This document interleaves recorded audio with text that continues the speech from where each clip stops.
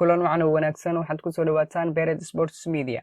Muuqaalkeena caawa waxaan ku soo qaadan doonaa wararkii ugu dambeeyay ee laga qoray suuqa kala iibsiga ciyaartoyda. Waxyaabaha ugu waaweyn suuqa kala iibsiga caawa laga qorayna waxaa ka mid ah kooxda kubadda cagta Manchester City oo dhamaystirtay saxiixa Joao Cancelo, Arsenal oo doonaysa xiddig ka ciyaara horyaalka Scotland, David Luiz oo laga yaabo inuu ka dhaqaaqo kooxda kubadda cagta Chelsea, iyo Dybala saaxiibtiis oo ku riixaysa xiddiga inuu ku biiro horyaalka Premier League kooxaheeda mid ka mid ah.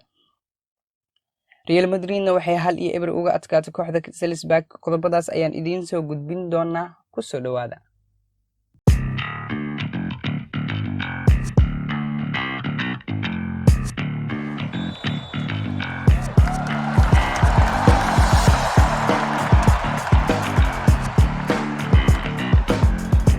fadlan marka hore subscribe saar channelkeena haddaad ku cusub tahay, like-na dheh muuqaaladeena si ay dhiirigelin inoogu noqoto.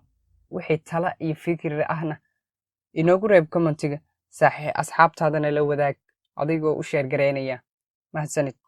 caawa wararka suuqa kala iibsiga ciyaartoyda ugu weyn waxaa ka mid ah kooxda kubadda cagta Manchester City ayaa ku dhawaaqday inay dhamaystirtay saxiixa xiddigii garabka midig ee daafaca uga ciyaari jiray kooxda kubadda cagta Juventus ee Joao Cancelo. kooxda kubadda cagta Manchester City ayaa waxaa la warinayaa in ay dhamaystirtay saxiixa Joao Cancelo, waxayna ku qaadatay 26 milyan oo euro oo lagu daray Danilo oo u wareegaya kooxda kubadda cagta Turin.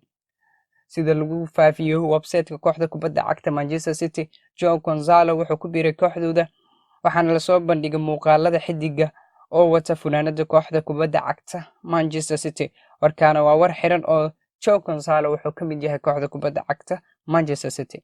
dhanka kalena David Luiz waxaa loo badinayaa inuu kooxda kubadda cagta Chelsea isaga dhaqaaqi doono.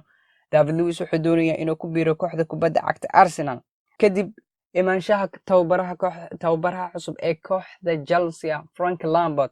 David Luiz wuxuu dareensan yahay inuusan noqon doonin dooqa koowaad ee kooxda, wuxuuna maanka ku hayaa hadalkii hore uu yiri Frank Lampard oo ahaa in Kurt Zouma uu ka mid yahay dooqyadiisa. sidoo kale waxaa la sheegayaa 32 jirkan inuu daneynayo inuu Arsenal ku biiro si uu bedel ugu noqdo kabtankii Arsenal Laurent Koscielny oo kooxda isaga dhaqaaqay, kaasoo ku biiray kooxda Bordeaux ee wadanka Faransiiska.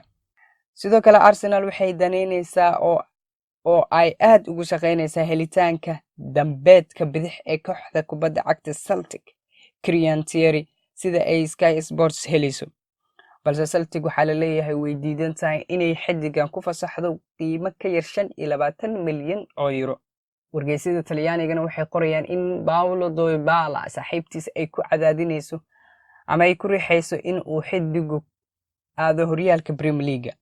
Dybala ayaa xiiseen ka helaya kooxda kubadda cagta Tottenham, waxaana macquul ah in inta ka harsan suuqa kala iibsiga ciyaartoyda England uu ku wareego kooxda. ugu dambeyn Real Madrid kulan saaxiibtinimo oo ay la ciyaarayso kooxda Salzburg ay soo idlaaday, waxayna ku guuleysatay 1-0. Real Madrid goolka waxay ka heshay Eden Hazard oo dhawaanahan bala dhaliilinayay, kaasoo lagu sheegay inuu noqday mid culus oo aan si fiican kubadda u ciyaari karin. Real Madrid garoonka waxa uu soo galay ciyaartoyda kala ah Courtois, Militao, Ramos, Ferran, Marcelo, Carvajal, Cruz, Casemiro, Isco iyo Hazard. weerarkana waxa uu tuuranaya Karim Benzema. daqiiqadii 19aad gool ka yimid Hazard ayayna guusha ku raacday kooxda kubadda cagta Real Madrid. caawana waxaa saqda dhexe wada ciyaari doona kooxaha Napoli iyo Barcelona. hadda aan idinla hadlayo ciyaarta waxaa ka dhiman saacado oo qura, waxayna ka dhici doontaa dalka Mareykanka. intaa ayaan muuqaalkeena maanta ku soo qaadanay. wixii soo kordha waxaan idinkugu soo gudbin doonaa muuqaaladeena dambe. waxaan idin leeyahay salaama.